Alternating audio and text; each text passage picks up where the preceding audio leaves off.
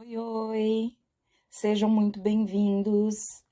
Aqui, professora Vanessa Biagi, Prof. Van, do canal Alfaletrando com Van Biagi, e essa é uma série para gente falar de história. Se te interessa, então vem, escuta que eu te conto.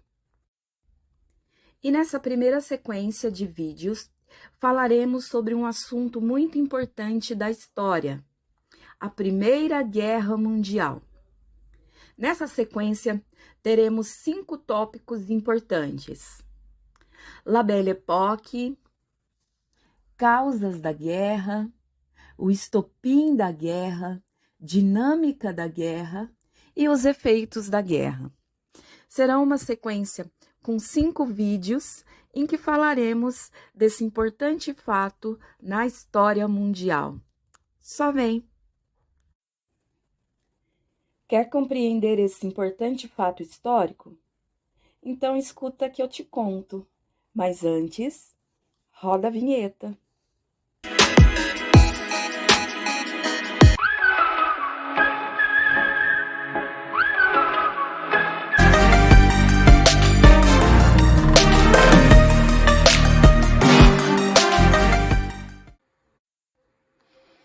A Grande Guerra, ou Primeira Guerra Mundial, pode ser dividida em 3 fases: a Guerra de Movimento, a Guerra de Trincheiras e o Ano das Reviravoltas. Então vamos a eles. A Guerra de Movimento durou de agosto a dezembro de 1914 e foi marcada por rápidos deslocamentos de tropas com o intuito de se posicionar estrategicamente e se preparar para o conflito. A Batalha de Marne foi um importante conflito desse período inicial. A rixa entre a Alemanha e a França pelo território da Alsácia-Lorena persistia, o que fez com que a França já aguardasse ansiosa um avanço das tropas alemãs. Quando esse avanço ocorreu, em agosto de 1914, a França já se preparava para conter o exército alemão. Apesar da pequena vitória inicial francesa, as forças armadas alemãs ainda eram as melhores em munição, treinamento e disciplina. Exemplo disso foram os avanços das tropas sobre os russos na Batalha de Tannenberg, impondo ao Império Russo, no leste europeu, derrotas irreparáveis. Ao final do primeiro ano de conflito, ficou evidente que os governos precisariam encontrar uma maneira de garantir o abastecimento interno para a população civil e a produção de munição para dar continuidade à guerra, diante da inevitável durabilidade do confronto. A Guerra das Trincheiras. Com a derrota alemã no Marne, que liquidou a possibilidade de vitória rápida, uma nova tática militar entrou em cena: o ataque e a defesa pelas trincheiras. Essa nova condição encerrou a fase dos deslocamentos velozes no lado ocidental dos campos de batalha na França e na Bélgica, dando fim à guerra de movimento. Começava agora o modelo exaustivo e aterrorador que perduraria até o final de 1918. As trincheiras eram linhas de defesa com valas cavadas diante do inimigo, buscando manter a posição conquistada. Elas eram guarnecidas por cercas de arame farpado e sacos de areia, compondo uma proteção maior aos soldados mantidos na defesa.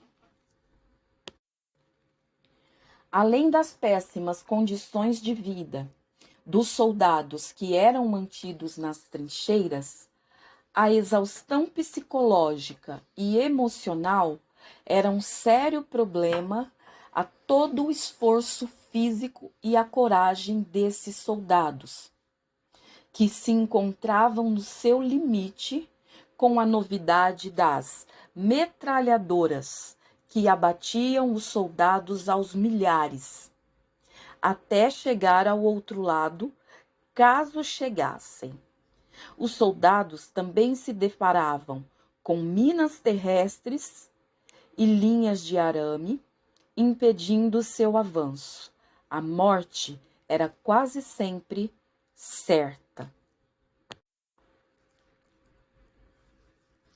O uso da tecnologia na guerra foi uma das grandes diferenças que provocou impactos de destruição e morte nesse conflito. A diferença dos impactos de destruição e morte nesse conflito estava relacionada com o uso da tecnologia a favor da guerra. Muitas armas foram aperfeiçoadas e outras inventadas. Os calibres das armas aumentaram, as ogivas dos projéteis adicionaram-se balas de chumbo para aumentar o raio de destruição. As metralhadoras se tornaram mais velozes, confiáveis e produzidas em escala gigantesca.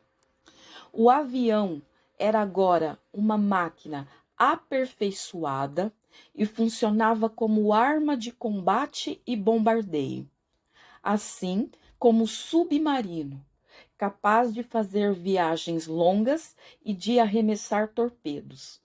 Nessa época, também se inventaram as bombas de gases, o lança-chamas e o tanque de guerra. A capacidade de matar havia atingido um nível incomparável. 1917, o ano das reviravoltas. Quase 2 anos e meio de carnificina conseguiram trazer o realismo da crueldade da guerra que faltara anteriormente. Em 1917, as potências centrais já se encontravam à beira da exaustão. Faltavam-lhes condições, uma vez que o fluxo naval estava vedado para equiparar forças com os inimigos, porque sua produção chegara ao limite. Os integrantes da Entente contavam cada vez mais com o apoio, ainda não militar, dos Estados Unidos, com fornecimento de armas, produtos industrializados e mantimentos. Em contrapartida, o desgaste dos soldados gerou uma onda de motins nas trincheiras da Entente. Houve movimentos insurgentes entre os soldados franceses, caracterizados por indisciplina, greves e rebeliões, superados apenas mediante o uso de intensa repressão. De grande intensidade, as revoltas ocorreram principalmente entre as tropas da França. A situação interna na Rússia chegara ao limite. Os preços subiam, a comida faltava, a fome era intensa entre os camponeses. No entanto, em novembro, a revolução interna radicalizou o território russo e derrubou no governo provisório. Já havia tempo que os soldados largavam as armas e abandonavam os postos. Oficiais eram executados pelos subordinados, que voltavam para casa, e muitos faziam o retorno por conta própria. A entrada dos Estados Unidos na guerra. Nos Estados Unidos, o presidente Woodrow Wilson tentava manter a neutralidade estadunidense na guerra. Em janeiro de 1917, os britânicos interceptaram o telegrama enviado pelo chanceler alemão aos embaixadores de seu país em Washington, na cidade do México. Uma vez decodificada a mensagem, ficou claro que os alemães pretendiam incitar os mexicanos para um ataque aos Estados Unidos, com o intuito de reconquistar seus antigos territórios perdidos para os estadunidenses na Guerra Mexicano-Americana de 1846 a 1848. A soma desses fatores resultou na declaração de guerra dos Estados Unidos à Alemanha, em 6 de abril de 1917, que foi um grande alívio para os países da Entente. As forças das potências centrais, cuja essência residia na Alemanha, encontraram-se esgotadas pelo esforço e entraram em colapso.